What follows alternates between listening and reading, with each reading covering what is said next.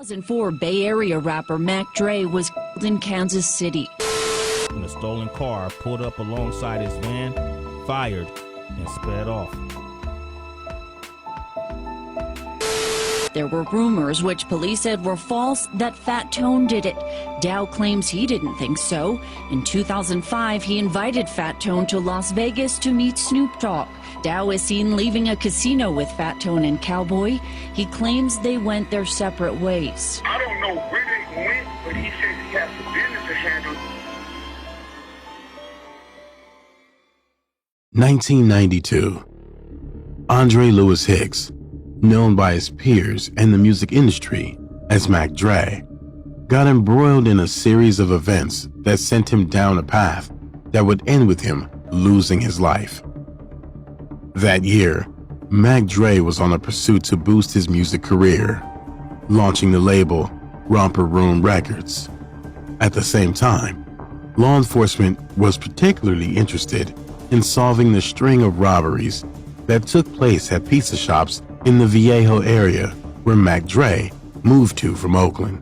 Well, I was born in the big Oak town, Oakland, California. That's where my mama spit me out. But immediately we were rushed to Vallejo. March 26, 1992. Mac Dre was in a vehicle along with his friends, Jamal David Diggs, also known as J. Diggs, and Simon Curtis Nelson, also known as Kilo Kurt. According to reports, Mac Dre and his friends were intercepted by officers of the Federal Bureau of Investigation, as well as Viejo police on their way back out of Fresno. The basis for the arrest were on charges of conspiracy to commit burglary. FBI reports state that Mac Dre's associates were out casing a Fresno bank with plans of committing a heist. But a local news crew had caught wind of the incident over the police scanner and had prematurely gone to the bank, promoting them to abort mission. Mac Dre, being innocent of the crime, refused to turn into an informant to be used against his associates, so he was imprisoned along with them. He would be sentenced to 5 years, while J. Diggs and Kilo Kurt received 10 years. 35 FBI agents, police and everything. They said that we was out in Fresno casing banks, plotting on robbing the bank. No bank was robbed. While it seemed harsh for such a stern punishment for Mac Dre, given he wasn't involved, the incentive behind their motive could have been fueled by Mac Dre's disrespect towards members of the law in his song Punk Police, where he went as far as calling officials out by name. And I'ma dedicate this to Detective McGraw. As you imagine, that caused a stir and placed a target on Mac Dre's back by law enforcement. So is it true that before the Vallejo police were, annoyed at you because you had written the song Punk Police? Yeah, they hated it. I hated it. I had everybody singing the song Punk. Information would surface with more details on the bust, stating that a third friend was in the vehicle, Corey Dunn. Apparently, Dunn was flipped to an informant by the FBI and wore a wire while in the vehicle, leading the cops right to Mac Dre and his associates. Later on, August 24, 2010, Corey Dunn was found deceased with multiple bullet wounds. J. Diggs would later reveal Mac Dre could have walked free from the charges, of which he was innocent, if he gave the cops the information they wanted against him.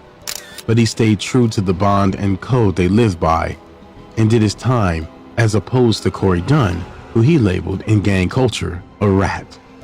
4 years later, in 1996, Mac Dre is released earlier than his full sentence, mainly assumed to be due to good behavior, and his freedom was invested in turning his focus to solidify his spot in the music industry.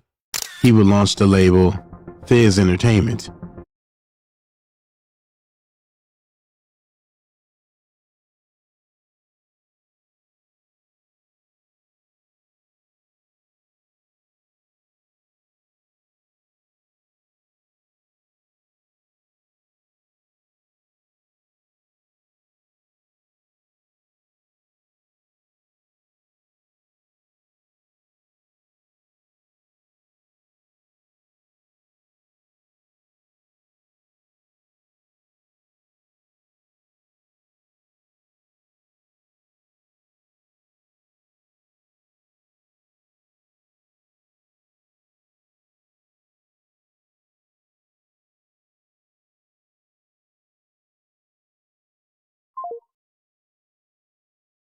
making a buzz in the international scene.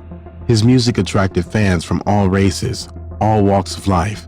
I got fans, like, you come to a Mac Dre show, man, you might see any kind of person there. He was talented, with a future that would place him at the top of the rap hierarchy. His music and fame was reaching as far as exotic islands like Hawaii. But Mac Dre was still learning how to navigate from the gang-influenced life he's accustomed to and his new fame as an artist. This would be his undoing in 2004. Reports state that a promoter referred to as Damon Whitmill saw the opportunity to profit in hosting a concert with Bay Area artists like Mac Dre, who were taking over the music scene. With that idea in mind, he booked a number of Bay Area artists like Mac Dre, Keek the Sneak, and Yuckmouth, along with a bunch of others for Halloween weekend. Whitmill would later convey information breaking down what transpired between him and Mac Dre on the weekend that he lost his life. Whitmill and Mac Dre allegedly made an agreement to the total sum of $12,500, where Mac Dre would receive $6,000 up front along with paid airfare and stay in Kansas City for him and other artists.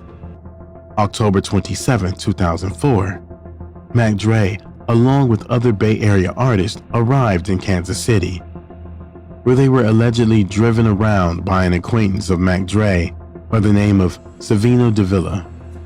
Once settled in, Mac Dre proceeded to begin to honor contractual obligations in the form of radio appearances and record signings at local music stores.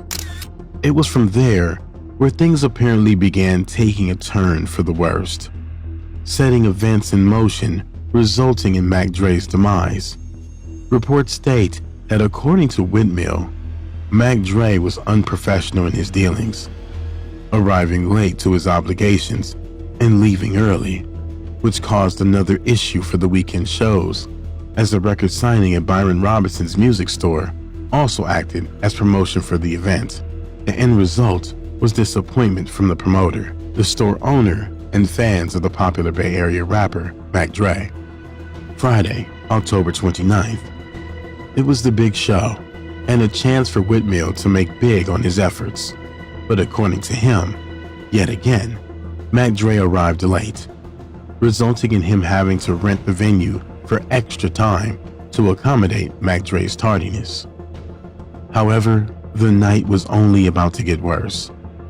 According to both Whitmill and his alleged DJ that night, Mac Dre's entire entourage of 20-plus people rushed the stage, which resulted in fans also following suit. The issue was caused for the music to be cut off numerous times due to security reasons, until finally, the show was shut down. This is where Mac Dre made a big error. Keek the Sneak, along with Yuckmouth, felt a negative presence at the show. According to them, there was tension, and the turnout was horrible, so they performed and left without receiving the other end of their payment. They told the promoter to wire them the funds and got out of Kansas City. So it was 2 shows. I made it to 1 show, but me and my wife was going to Hawaii the next day, and I couldn't make it to the show that Mac Dre died. The same band that picked me up, took me to the airport, brought me to the show and all that, was the band that Dre died in, you know what I mean? I just feel like it was a lot of friction, you know what I'm talking about? I felt it, the vibe when I was out there. I felt it when we was at the show, you know what I mean? When we, you know what I mean? It was some type of tension I didn't even know of, but it was some tension backstage. I felt, I'm like, yeah, I don't even want to be around here, period. So I left. A couple other people left. We all left. Only Dre stayed. Whatever the reason, Mac Dre stayed while they left, in an attempt to recoup lost funds on what seemed like a failed event. The promoter allegedly booked Mac Dre to perform at a Halloween party Sunday the 31st, 2004, to close off the weekend. According to other sources like Jay Diggs, Mac Dre was scheduled to be there but ended up in an altercation with the promoter. From all appearances, Mac Dre showed up and did his part. But when it was time to leave, the promoter was refusing to pay the remaining sum owed, as he wanted Mac Dre to stay longer. However, the promoter tells a different story, stating that Mac Dre again showed up late, and instead of trying to live up to his obligations, he allegedly left after 30 minutes without even performing. Davila, who spoke with Mac Dre before he arrived at the event, would allegedly later tell detectives that Mac Dre mentioned to him he didn't feel safe due to the nature of how things were organized. At this point, Whitmill, the promoter, is left at the event while Mac Dre leaves after the argument in a white van, allegedly driven by a man by the name of Pierce. Mac Dre would never make it back to his hotel. Reporters state that around 2:30 a.m., the white van was traveling northbound on Highway 71 just south of 75th Street when a dark sedan pulled alongside the driver's side of the van and unloaded upwards of 30 bullets from two separate guns, an automatic rifle, and a .45 pistol. On Interstate 70, a group of armed men in a stolen car pulled up alongside his van, fired, and sped off. The sedan rammed the driver's side of the van in between taking shots at it. The van would lose control and plunge into a ditch, tossing Mac Dre from the vehicle while the driver crawled from the wreckage and ran to the hotel for help. At approximately 3:30 a.m., an hour after the incident occurred, police would arrive at the scene to find a motionless Mac Dre with a bullet wound to the back of his neck. He was pronounced deceased at the scene. The black vehicle used in the homicide would be found later on with shell casings matching those at the scene, and holes from inside the door indicated the shooter fired from inside the vehicle rather than hanging outside. Further confirmation it was the vehicle in the crime was found in the white paint along the passenger side of the door where the white van was rammed in the attack. Mac Dre's passing shook the entire Bay Area. To them, he was a legend gone far too soon. But the question plaguing everyone's mind was, who was responsible? Many of those fingers pointed to a Kansas City rapper by the name of Anthony Watkins, also known as Fat Tone. Rumor began circulating that Fat Tone and Mac Dre had a falling out that weekend before Dre was murdered. The allegations of his involvement were later escalated when another rumor, even more sinister than the last, began circulating. It stated that Fat Tone released a song dissing Mac Dre and hinting at being responsible for his passing. As it turned out, that seemed far from the truth, as no one has ever claimed to hear the song. Terrible. You know, that situation happened, and then the streets start talking. Everyone starts saying, oh, it was Fat Tone. It was Fat Tone. Because Fat Tone has a song called, you know, where he says, I killed the Thizzle Man, and so forth. But I've never heard that song. Me neither. You see what I'm saying? And he publicly denied it. He said, nah, I had love for Mac Dre. They had songs together.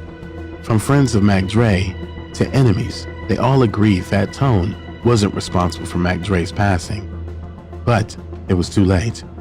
On May 3rd, 2005, assailants would retaliate for Mac Dre, taking Fat Tone's life along with another associate by the name of Jermaine Atkins, also known as Cowboy, and a possible female witness by the name of Lee Larson, who later lost her life.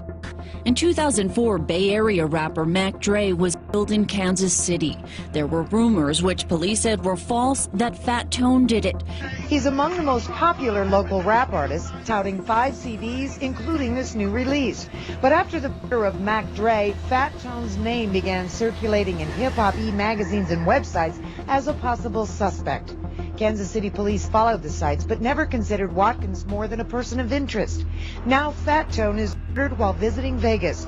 The two murders months apart. The bodies of Fat Tone and Cowboy found near a construction site. A car, which prosecutors argue was connected to the scene, found torched in California 2 days later. Police also pointed to Dow's link to his co-defendant Jason Mathis and a woman who was found murdered in California later that year before Dow was in custody.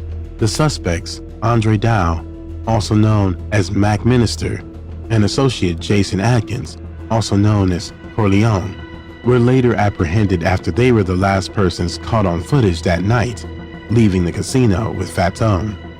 What's more, police claim Mac Minister invited Fat Tone out to Vegas with the idea that he had connections with Snoop Dogg and was organizing an introduction only to have Fat Tone set up. Although he wasn't charged for the hit on her, Mac Minister will also be tied to the homicide of Lee Larson after unearthing she was allegedly engaged to his accomplice and was a possible witness to their crime. Mac Minister and Jason Mathis was found guilty and sentenced to 4 life sentences without parole in 2008. After serving 16 years behind bars, Mac Minister still proclaims his innocence and is on a new mission to be freed after the testimony of a witness at the time is now recanting his testimony. I just want to make a record. He testified against my client in trial. I know. As attorney Robert DeMarco argues for Dow's freedom, the 8 News Now investigators have been following closely. One major development, this witness who testified against Dow now says he lied. It's been under conscience and you deeply regret making the false testimony and statements against Mr. Dow, correct? Correct. As time proceeded, the passing of Mac Dre continued to haunt the Bay Area, his family, and friends. A rapper by the name of JT the Bigger Figure recently went live on his profile, allegedly exposing the true betrayal of Mac Dre, stating that it was his own friend Jay Diggs, along with Kilo Kurt, who set him up to be taken out so that they can take ownership of his label. If you know the history, you know Mac Dre was booked at 2 shows in Kansas City.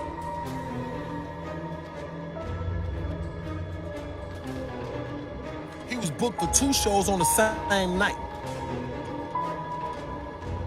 Okay? Kilo Kurt was not happy about this. He was feeling some kind of way.